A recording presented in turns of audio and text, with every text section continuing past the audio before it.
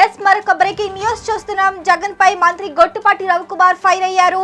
YCP హయాంలో పెంచిన విద్యుత్ ఛార్జీలపై ధర్నా చేయాలని జగన్ వైసీపీ నేతలకు పిలుపిచ్చారని విమర్శించారు.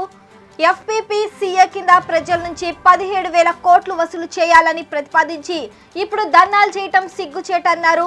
2019లో వైసీపీ అధికారం చేపట్టిన నాటికి రాష్ట్రంలో మిగులు విద్యుత్ ఉందన్నారు. అప్పటి టీడీపీ ప్రభుత్వంలో వివిధ సంస్థలతో కుదుర్చుకున్న విద్యుత్ కొనుగోలు ఒప్పందాలను వైసీపీ ప్రభుత్వం రద్దు చేసిందన్నారు. జగన్ నిర్వాకంతో రాష్ట్రం సుమారు 10,000 మెగావాట్ల పునరుత్పాదక విద్యుత్ ప్రాజెక్టులను కోల్పోయిందని విమర్శించారు. ఏపీ జెన్కో థర్మల్ ప్లాంట్ నిర్వీర్యం చేశారన్నారు.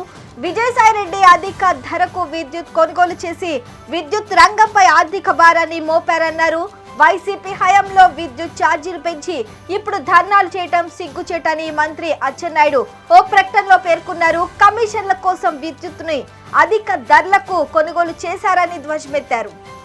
మరిన్ని లేటెస్ట్ అప్డేట్స్ కోసం చూస్తూనే ఉండండి నెంబర్ 1 న్యూస్. సామాన్యుడి చేతిలో సామాజిక అస్త్రం.